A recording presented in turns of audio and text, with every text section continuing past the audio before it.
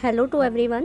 Welcome to Political Education Classes. Welcome to Class 7th NCERT Complete Course Social and Political Life Part 2nd Unit 2nd State Government का आज हम chapter 3 करेंगे how the state government works. राज्य शासन कैसे काम करता है हम उसको समझेंगे। लास्ट क्लास 6 की NCERT book social and political life part 1 में हमने समझा था कि शासन के 3 स्तरों पर काम करता है, लोकल यानी स्थानीय, स्टेट यानी राज्य और सेंट्रल यानी केंद्र। और हमने डिटेल में लोकल लेवल पर शासन के कार्यों के बारे में अच्छे से जाना था, परंतु आज हम चैप्टर 3 में हम राज्य स्तर पर यानी स्टेट लेवल पर शासन कैसे काम करता है उसको डिटेल में जानेंगे। चलिए आज का चैप्टर हम स्टार्ट करते हैं। एक स्टोरी जो कि पाटलापुरम की है, जिसके थ्रू हम सिचुएशन को समझेंगे जहां लोग न्यूज़पेपर में पढ़ रहे हैं कि स्टेट में पानी की कमी है और हैजा जैसी बीमारी फैली हुई है। जहां लोग न्यूज़पेपर में पढ़ रहे हैं कि स्टेट में पानी की कमी तो है और इसी वजह से बहुत से लोग बीमार भी हो रहे हैं, क्योंकि कई गांवों में गंदा पानी पिया जा रहा है। नदी, नाले, तालाब आदि सूख गए हैं। बुरी तरह से इफेक्टेड इलाकों में गांव के लोगों को दूर दूर जाकर पानी लेने जाना पड़ रहा है। जिला मुख्यालय पाटलापुरम में लोगों को 3 दिन में एक बार पानी की सप्लाई मिलती है। यहाँ का जो डिस्ट्रिक्ट हॉस्पिटल है मरीजों से भरे पड़े हैं, यानी जो जिला अस्पताल है वो पूरी तरह से मरीजों से भरे हुए हैं और इनमें बड़ी संख्या में हैजा से पीड़ित बच्चे हैं। टीवी में भी न्यूज़ में बताया जा रहा है कि यह 10 लोगों की मौत इसी वजह से हो चुकी है और इसी वजह से सड़कों पर रैलियां निकाली जा रही हैं, जिस वजह से सड़कें भी बंद कर दी गई हैं और यह रैलियां वालों ने विधायक के घर को पर धरना दिया गया है, क्योंकि हमारे विधायक को हमारी रिस्पॉन्सिबिलिटी लेनी ही पड़ती है, क्योंकि जो विधायक है उनको हमारे स्वास्थ्य की स्थिति पर कंट्रोल करने के लिए सही कदम उठाने चाहिए। इस पाटलापुरम की स्टोरी में हुई घटनाओं की सिचुएशन से हम समझते हैं कि जिस विधायक की यहाँ बात हो रही है वह आखिर कौन है। तो जानते हैं कि विधायक कौन होते हैं। चलिए अब हम जानते हैं कि विधायक कौन होते हैं। विधानसभा के मेंबर को विधायक कहा जाता है। इसे MLA भी कहा जाता है, यानी member of legislative assembly. MLA का चुनाव जनता द्वारा किया जाता है, फिर वह विधानसभा के मेंबर बन जाते हैं और सरकार बनाते हैं। इस तरह से कहा जा सकता है कि विधायक जनता का प्रतिनिधित्व करता है। चलिए अब इसको हम एग्जाम्पल के थ्रू समझते हैं और डिटेल में। भारत के हर स्टेट में एक विधानसभा है और हर स्टेट कई निर्वाचन क्षेत्रों में बटा हुआ है। एग्जाम्पल के लिए यह स्क्रीन के ऊपर आपको ये इंडिया का मैप दिखाई दे रहा है, जहां हम हिमाचल प्रदेश जिसमें 68 निर्वाचन क्षेत्रों में बांटा है। हर निर्वाचन क्षेत्र में जनता का एक प्रतिनिधि चुनती है जो विधानसभा का मेंबर यानी विधायक बन जाता है। हम ये जानते हैं कि इलेक्शन में लोग अलग अलग पार्टी के नाम से खड़े होते हैं, इसलिए ये विधायक अलग अलग राजनीतिक दलों के भी होते हैं।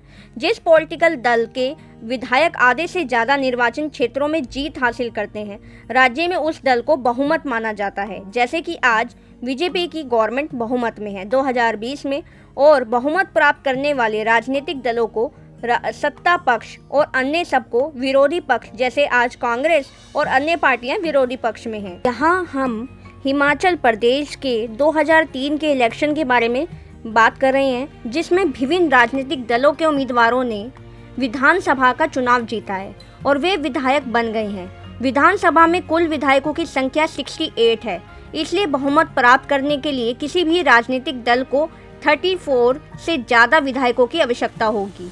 भारतीय राष्ट्रीय कांग्रेस के 43 विधायक होने के कारण उन्हें बहुमत मिल गया है और वह सत्ताधारी दल के मेंबर बन गए हैं। अन्य सब विधायक विरोधी पक्ष के मेंबर बन गए हैं। इस एग्जाम्पल में भारतीय जनता पार्टी मुख्य विरोधी दल बनी है, क्योंकि भारतीय राष्ट्रीय कांग्रेस के बाद सर्वाधिक विधायक उसी के थे। विरोधी पक्ष में अन्य पार्टियां भी हैं और कुछ निर्दलीय उम्मीदवार भी हैं जो चुनाव जीत कर आए थे। इलेक्शन के बाद पावर में आया दल ने विधायक अपने नेता का चुनाव करते हैं, जो चीफ मिनिस्टर यानी मुख्यमंत्री बनता है। जैसे कि कांग्रेस पार्टी के विधायकों ने श्री वीरभद्र सिंह को अपना नेता चुना और वह मुख्यमंत्री बन गए। इसके बाद मुख्यमंत्री मंत्रियों का चयन करते हैं। चुनाव के बाद राज्य का राज्यपाल मुख्यमंत्री और अन्य मंत्रियों की नियुक्ति करता है और इनका रिस्पॉन्सिबिलिटी है कि वह शासन के विभिन्न डिपार्टमेंट्स या मंत्रालयों को चलाए। उनके अलग अलग वर्क डिपार्टमेंट होते हैं। विधानसभा में चाहे पावर में आया दल हो या विरोधी दल हो, सभी डिफरेंट सब्जेक्ट्स व मुद्दों पर चर्चा करने के लिए इकट्ठा होते हैं। इस तरह हम कुछ विधायकों की दोहरी जिम्मेदारी को जानते हैं, जैसे कि पहला होता है विधायक के रूप में और दूसरा होता है एक मंत्री के रूप में। हाँ, हमने समझा कि विधायक क्या होता है। चलिए अब हम जानते हैं कि विधानसभा क्या होती है और उसमें कैसे रोल ये सभी विधायक अपना निभाते हैं। विधानसभा में एक बहस को देखेंगे हम, जो कि अफरीन, सुजाता और अन्य स्कूल के कई स्टूडेंट्स विधानसभा जाते हैं और देखते हैं कि वहां पर क्या क्या कार्य होता है। यह सारे स्टूडेंट्स जब विधानसभा देखने के लिए राजधानी की यात्रा पर निकलते हैं तो उन्होंने देखा कि विधानसभा एक विग और इफेक्टिव बिल्डिंग में स्थित है। यह सारे बच्चे बहुत एक्साइटेड हो जाते हैं और सिक्योरिटी टेस्ट के बाद उन्हें ऊपर ले जाया जाता है, जहां पर वह हॉल में डेस्क की बहुत लंबी कतारें लगी हुई थी और विधानसभा में उन दिनों की किसी समस्या पर बहस करने वाले थे। विधानसभा की बहसों में विधायक अपनी अपनी राय दे सकते हैं, जिससे रिलेटेड सब्जेक्ट्स पर क्वेश्चन पूछे जा सकते हैं या एडवाइस भी दी जाती है कि गवर्नमेंट को इससे रिलेटेड क्या क्या करना चाहिए। फिर मेंबर्स अपनी अपनी राय और रिएक्ट करते हैं। चीफ मिनिस्टर यानी मुख्यमंत्री तथा अनदर मिनिस्टर को निर्णय लेने होते हैं और सरकार चलानी पड़ती है। ये डिसीजन न्यूज़पेपर और फिर न्यूज़ चैनल पर दिखाए जाते हैं, जिसको हम पढ़ते हैं और देखते हैं। और डेमोक्रेटिक यानी लोकतंत्र में विधानसभा मेंबर्स मिनिस्टर और चीफ मिनिस्टर से क्वेश्चन पूछ सकते हैं हम सभी लोग। चलिए अब हम विधायकों के बीच हुई चर्चा को जानते हैं, जहां पर विधायक 1, विधायक 2, विधायक 3, विधायक 4, विधायक 5, विधायक 6 आपस में मिलकर बहस कर रहे हैं। जैसे विधायक फर्स्ट कहता है कि आखंड गांव के मेरे निर्वाचन क्षेत्र में लास्ट 3 वीक से हैजे से 15 लोगों की मौत हो चुकी है और मेरे विचार में ये सरकार के लिए बड़ी शर्मनाक सिचुएशन है, जो अपने डेवलपमेंट में सर्वश्रेष्ठ तो बताती है अपने आप को, लेकिन हैजा जैसी नॉर्मल बीमारी रोकने में अनसक्सेसफुल रही है। मैं हेल्थ मिनिस्टर का ध्यान इस तरफ करना चाहूँगा कि इस सिचुएशन में एक महत्वपूर्ण कदम उठाए। तो वहीं विधायक सेकंड कहता है कि मेरा क्वेश्चन ये है कि गवर्नमेंट हॉस्पिटल की हालत इतनी खराब क्यों है। मैं ये जानना चाहूँगा कि सरकार इन सिचुएशन का सामना किस तरह करने जा रही है और क्योंकि वह ये महामारी का रूप बीमारी ले चुकी है। तो विधायक थर्ड कहते हैं कि मेरे निर्वाचन क्षेत्र टोल पट्टी में भी वाटर सप्लाई की कमी थी, बिग प्रॉब्लम बनती जा रही है। मैं जानना चाहूँगा कि वाटर सप्लाई के लिए कितने टैंकरों में काम पे लगाया गया है और कितने कुआं और तालाबों की सफाई करवाई जा रही है ताकि संक्रमण मुक्त किया जा सके। अब विधायक फोर्थ कहते हैं कि मेरे साथी विधायकों ने प्रॉब्लम्स को बढ़ा चढ़ाकर बता दिया है। गवर्नमेंट ने स्थिति को कंट्रोल में लाने के लिए कदम उठा रही है। पानी के टैंकरों को भी काम पे लगा दिया गया है और ORS के पैकेट्स जनता में बंटवा दिए गए हैं। गवर्नमेंट लोगों की हेल्प के लिए पूरी तरह से रिस्पॉन्सिबिलिटी ले रही है।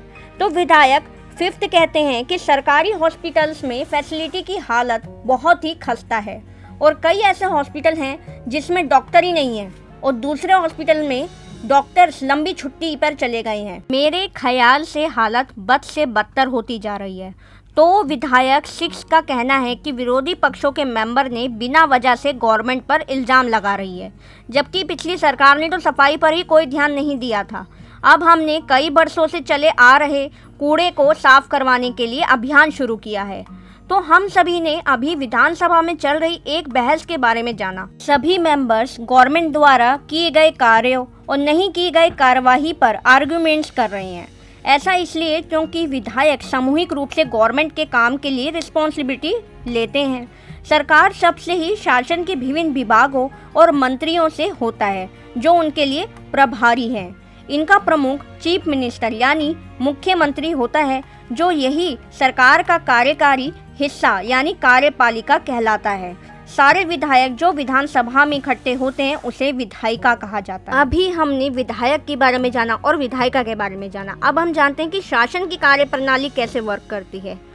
शासन की कार्यप्रणाली में लोकतंत्र में बहुत तरीके द्वारा लोग अपने विचार व्यक्त करते हैं। इसी का एक एग्जाम्पल अब हम देखते हैं कि जैसे अभी हमने एक स्टोरी पाटलापुरम जिले की सिचुएशन को जाना था कि आप देखेंगे कि आगे वो सिचुएशन में सरकार कैसे एक्शन लेती है, और प्रेस कॉन्फ्रेंस द्वारा गवर्नमेंट की रिस्पॉन्सिबिलिटी को भी हम जानेंगे। जैसे कि विधानसभा में डिबेट्स होने के बाद हेल्थ मिनिस्टर की प्रेस कॉन्फ्रेंस होने वाली थी। इसमें बहुत से अखबारों के संवाददाता उनसे बहुत सारे क्वेश्चंस करते और इस कॉन्फ्रेंस में मंत्री और कुछ शासकीय अधिकारी भी शामिल थे।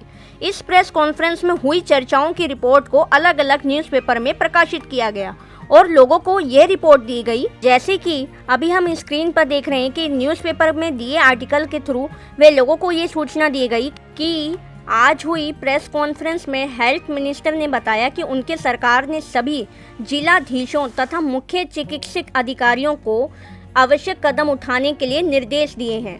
मुख्यमंत्री ने हर गांव में पीने का पानी पहुंचाने तथा इस काम के लिए उन्हें पैसा देने के लिए भी प्रॉमिस किया है और यह एक जन अभियान द्वारा लोगों को हैजे से बचाव के लिए जागरूक भी किया जाएगा। चीफ मिनिस्टर और हेल्थ मिनिस्टर पाटलापुरम जिले गए नेक्स्ट वीक और उन लोगों की फैमिली से मिले जिनकी हैजा से मौत हो गई थी और सरकार ने इन फैमिली के लिए मुआवजा यानी उनको कंपनसेशन देने की भी घोषणा की। चीफ मिनिस्टर ने कहा कि एक हाई जांच समिति का गठन किया जाएगा जो साफ सफाई की सुविधा के लिए जिले की जरूरतों के बारे में विचार करेगी और लोक निर्माण मंत्री को निर्देश देगी ताकि ये एरिया में वाटर सप्लाई पर ध्यान दिया जाए। हमने ये पूरे चैप्टर में देखा कि लोगों में कितनी पावर होती है। जैसे कि चीफ मिनिस्टर और हेल्थ मिनिस्टर उन्हें समस्याओं पर कार्यवाही करनी, उन्हें मजबूर होना पड़ा ये करने के लिए, क्योंकि इन्होंने पाटलापुरम में जो सिचुएशन थी उसके अगेंस्ट में धरना प्रदर्शन यानी रैलियां की। इसके साथ ही न्यूज़पेपर्स और अन्य सोर्स में भी इन विषयों पर चर्चा होती है जिसका आंसर गवर्नमेंट को देना पड़ता है। गवर्नमेंट सफाई और हेल्थ सर्विस के लिए नए कानून बनाने के लिए भी डिसीजन ले सकती है। जैसे कि एग्जांपल के तौर पर जो शहरी एरियाज़ में पब्लिक टॉयलेट बनाए जाएं और यह कानून हर म्युनिसिपल कॉरपोरेशन के लिए ज़रूरी है। लोकतंत्र में एमएलए यानी विधायक के रूप में पब्लिक अपने प्रतिनिधि को चुनती है और इस तरह शासन पब्लिक का ही होता है, जो लोगों को समझना बहुत ज़रूरी है। लोगों को ये समझना भी बहुत ज़रूरी है कि जो शासन है वो लोगों का है।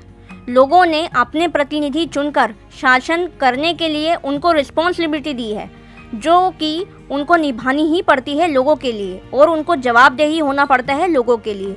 लोगों से सरकार बनती है, सरकार से लोग नहीं बनते हैं। ये लोगों को समझना आज के टाइम में बहुत ज़रूरी है, क्योंकि एक अच्छी गवर्नमेंट तभी वर्क कर सकती है जब लोगों को अपने राइट्स और अपने लॉ के बारे में पूरी तरह से जागरूक हों। आई होप सो गाइस कि आपको ये चैप्टर 3 बहुत अच्छे से समझ आया होगा और आप सभी को मोस्ट इम्पॉर्टेंट है कि NCERT class 7 social and political life part 2 को अच्छी तरह से और डीपली समझने के लिए चैप्टर्स को 1 बाय 1 समझना और स्टडी करना बहुत ज़रूरी है। जैसा मैंने लास्ट टाइम भी कहा था कि ये चैप्टर्स एक दूसरे से पूरी तरह से कनेक्टेड हैं। मैं अगेन श्योरली बोलती हूँ कि ये वीडियोस देखने के बाद आप सभी को दोबारा बुक उठाकर पढ़ने की ज़रूरत नहीं होगी और बाकी वीडियोस का लिंक मैं आइकन बटन और वीडियो के लास्ट में आप सभी को दे दूंगी ताकि आप वहां से इजीली इनको पढ़ सकें।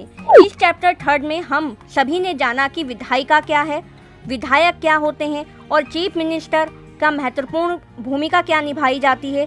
चलिए अब हम मिलते हैं नेक्स्ट चैप्टर जो कि है 4th, जिसमें हम जानेंगे लड़के और लड़कियों के रूप में बड़ा होना, जिसमें गर्ल्स और बॉयज़ होना, किसी भी एक महत्वपूर्ण पहचान और अन्य जानकारी को डिटेल में समझेंगे। Thanks for watching this video and all the best for your bright future.